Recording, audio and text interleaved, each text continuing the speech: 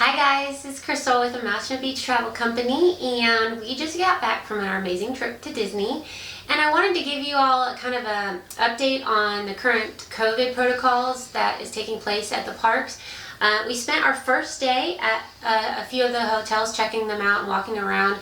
And I'll do another video later with regards to some of that information and what we liked about the hotels and disliked. But we spent most of our trip at the 4 different parks. So this info is what we observed at the 4 parks, not Disney Springs. Disney Springs does not have to follow the same protocol as the parks, and it was way too crowded for our peace of mind the first evening that we went for dinner, so we decided not to go back. So just bear in mind that this doesn't really pertain a whole lot to Disney Springs. So as soon as you enter the park, you immediately have to have your temperature checked. You can't get into the park without that temperature screening, which is really nice, and that is also the same for Disney Springs. And all of the parks are currently functioning at a 35% capacity, which is really nice. You can see in some of the video that there's definitely a lot more walking space available, a lot less people, and I will say that the more popular areas like Star Wars at Hollywood Studios and the Toy Story area at Hollywood Studios and particular rides, for instance the Mine Train at Magic Kingdom or Big Thunder Mountain Railroad, had a little more of a concentration of people. It's just that's just because of the ride, but ultimately there was much less people. And overall, the parks seem pretty light in terms of the holiday season as well. I know that it was a lot more crowded, so they extended the hours for the holidays. However, they are actually going to start reducing. They put out an email yesterday. They're going to start reducing the hours again because of the fact that they know the capacity is going to be back down to a little bit less than it was during the holiday season, which is really, really nice. But even during the holiday season, it wasn't crowded like we expected. Masks are mandatory throughout the entire visit unless you are eating and drinking in a stationary location outside of line. You have to wear your mask when you're taking pictures, walking around. At any time you have to have your mask on, and you can have your mask off while you're eating and drinking if you are in a certain spot. You can find a space that's away from the crowds to eat, or you can eat at restaurants. They have designated tables set up so that you can sit and eat comfortably 6 feet apart from someone. And there were a couple of times we did try to take pictures without our masks on, and employees did ask us to put the mask back on, and it's just for the safety of everybody. And this was probably the hardest part for Graham. He just really kept taking his mask off every time we take a picture, and we just had to keep reminding him to make sure to keep his mask up, but he is younger, so that's kind of a given. So, as I said, you had to be stationary to eat or drink, and that meant you can't have any food or drinks in line. And if you had food or drinks in your hand when you were entering the line as you were getting to the entrance of the ride, they would ask you to discard of those food or drinks just to prevent anybody having any issues with not having their masks on. And they did have markers that were very well placed every 6 feet apart to help maintain social distancing while you were in the line. And the line seemed longer because you were so spread out, but they moved really, really fast. Because of the distance apart, you had to walk a little bit further, but and the line snaked pretty long. But once you got into the ride itself and you got past the main entrance, it went really quickly. And the nice thing is that inside the lines, they didn't snake people through each and every row, so you were a little more separated. And if they couldn't keep you separated, they put up pieces of plexiglass in between the lines so that it prevented any kind of close proximity to another party, which was really, really nice in terms of, trying to keep social distancing while you're still in a confined space, because sometimes the rides just can't snake a certain way. They have to go the way that they've already designed it. So every single ride, you can see in the videos, has a piece of plexiglass available to add some separation between you and the party next to you, which was really, really convenient. And another great thing about having to wait in the lines is that they had a lot of interactive stuff. You couldn't touch it like you would typically be able to. For instance, at the Winnie the Pooh ride, you couldn't play with some of the toys, or even in the Alien Saucer ride, there's certain different interactive things that kids can play with as they're waiting in line before they get on the ride. They did not allow you to touch those things or play with them. They turned them off and asked that you don't touch them. However, it did allow the kids to have something to look at and keep busy. So before you enter the ride and when you get off the ride, they have hand sanitizing stations, which are really nice.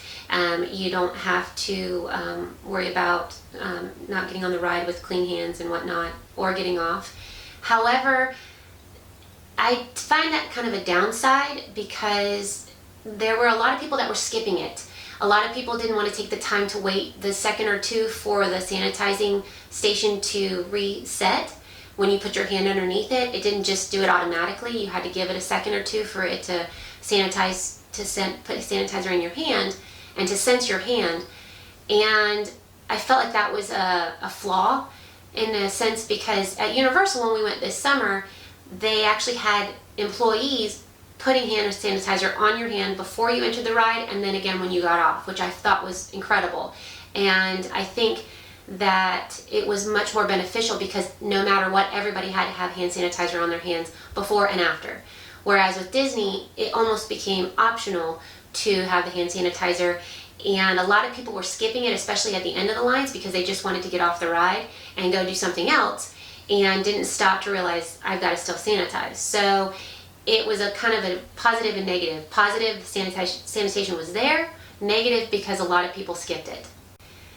So as far as the rides itself, if there was no physical barrier between seats, then the only people that were limited to that car or that section was your family. So that was really nice, because you didn't have to ride in a car with another family and have any kind of issues with being too close to someone.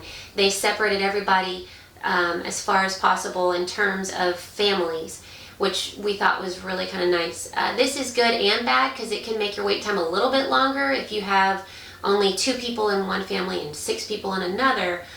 But unless you have, that barrier, they couldn't put you that close together. Now there are a couple of rides that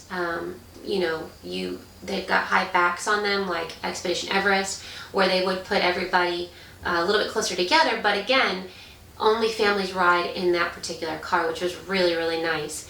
And the lines, again, were a bit long, unless you have a DAS pass, which is a disability pass. If you don't feel like you can wait in that long of a line, you can go to guest services and you can get a disability pass, and then you can go through the fast pass line and hop on the ride right away, which was also very nice and convenient for people who have disabilities or just can't wait in the long lines.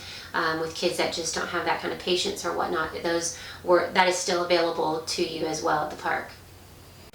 So something that we did when it came to waiting in lines, because our kids did kind of get impatient having to stand for so long, is that we would let one adult go to the very back of the line and wait until it caught up to the very entrance of the ride. And this allowed our kids to kind of sit and rest for a minute before getting into the actual entrance of the ride. And then once we got into the entrance of the ride, then we had them come in line with us and walk through the rest of the line together, because it was just so long, some of the rides leading up to the entrance, that they got kind of bored and kind of tired and their feet got a little achy. And so this was kind of convenient, and if you're a parent, this will be a little bit convenient for you in terms of having one adult wait with the kids and maybe grabbing a snack in a stationary location and then jumping in line right before you enter, because a lot of the lines won't let you proceed unless your entire party is with you. I know that happened with us at Seven Dwarfs Mine Train. We could not go any further into the line unless the entire party was together. So that is kind of nice as well, is that you can have one person wait in the extended part of the line, and then once you enter into the front entrance of the ride, then everybody joins in. Now, as I said before, a lot of the eating areas had designated tables that you could sit at, and then there were several that were marked off that you were not allowed to sit at, and there were no chairs available. And that was very helpful in terms of being able to eat and still social distance. With the reduced number of people, it was not that at all, because you have a less capacity. There's not a necessity for every single table to be used up. So there was plenty of locations to sit, and you can see in the video, there's plenty of places for people to eat, and then you had the empty tables where you were not allowed to sit because they were too close to the table that was already available. And they also have relaxation stations. Each park has several relaxation stations specifically designated in the park so that you can go and sit and relax. And if you want to eat your own food or whatever, you can go to those stations, take your mask off, sit and be able to catch your breath a bit without having the mask on your face. And then when you're done, you just put your mask back on and be on your way. So what was kind of nice about that is there was a lot less trash and such around the park. Like, people weren't having to clean as much in terms of picking up trash or food or whatever, because it was only in those designated locations. And I will say that throughout the park, throughout the times that we were there, there were several people that were constantly cleaning railings and doorknobs and things like that, sanitizing those locations that people may touch frequently and not realize they're touching it, especially little kids when it comes to railings. They had people cleaning those throughout the park, which was really, really nice, because I know my kids didn't stop touching railings the entire time we were there. One thing that I will say that I really appreciated about Disney is that they did have a lot of signs throughout the park of what their expectations were of us and what we needed to abide by and the rules we needed to follow.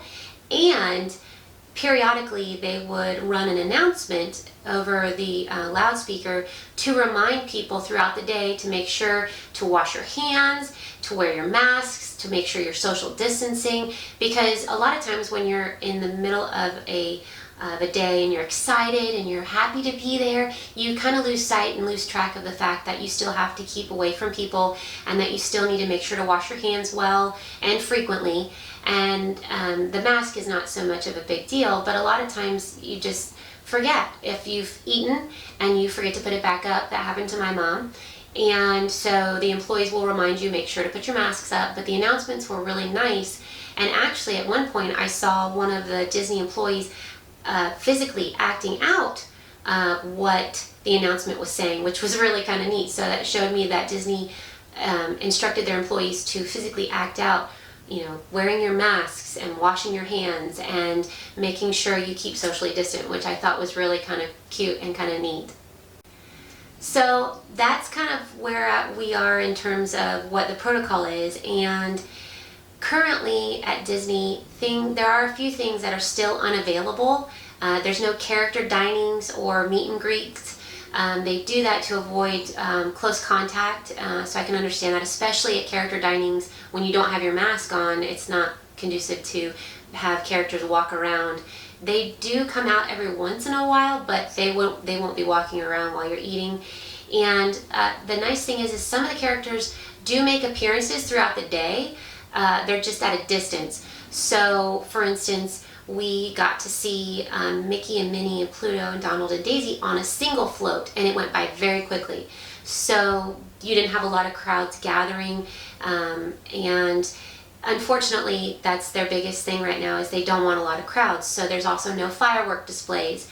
That's to prevent huge gatherings of people waiting to see the fireworks. And they are going to start testing this out at some point in 2021 to start having fireworks display again, but that hasn't been released yet. No information has been given on terms of when they're going to start doing fireworks again. And they also are no longer running large parades because of people gathering and waiting and standing next to one another in close proximity, and they don't want to do that. But as I said, they do quick one float parades, which was really nice to be able to see the characters go through Main Street and see some of the dancers dancing in front of the parade. Was really fun for my kids, and it lasted maybe 5 minutes at best, and I wouldn't even say it was that long. And they do that pretty frequently throughout the day, so you're not waiting at a specific spot next to somebody that you don't know, not social distancing for a parade to come through. You just catch it as you're walking around the Disney park, so that was really nice. And another downside is a lot of the shows were shut down because they can't practice social distancing in the theater. Some of them, the bigger theaters like the Muppet 3D was available, and It's a Bug's Life was available, but we didn't get to see Indiana Jones, and there were a lot of shows at Epcot that weren't available due to the close proximity in the theater that they just could not navigate. So overall, I really feel like we had the most magical experience, and I'm very grateful that we had this opportunity to go and see what Disney was like during COVID so that I could give you all this information and provide you with firsthand experience as to what it was like. And I would say that everything that we wanted to see, we got to see. The boys had the most incredible time, and they didn't really feel like they missed out on anything. Unfortunately, some of the adults who knew, like my husband and myself and my brother, we missed out on the fireworks. We wished they had had that, but the kids didn't know any different, so it was no big deal for them because they were none the wiser. And all in all, I really feel like Disney did a really excellent job in keeping with social distancing and hand washing and mask wearing, and really stuck to what they said they were going to do in terms of making sure to protect people and keep people safe, even in the parks. And to be honest with you, it was probably a better experience, in my opinion, because of the lower capacity of people. We got to do what we wanted to do and see what we wanted to see, and we didn't feel rushed or felt too crowded or felt crammed in all the rides. It was really kind of a really magical experience, even with masks. And if you like this video, let me know what you think down below in the comment section. I'd love to answer any questions you guys might have. And if you found this video useful, don't forget to like and share it and subscribe. And be on the lookout for future videos with regards to the hotels and what we felt were helpful at the hotels and the ones we liked and didn't like. Thanks, guys.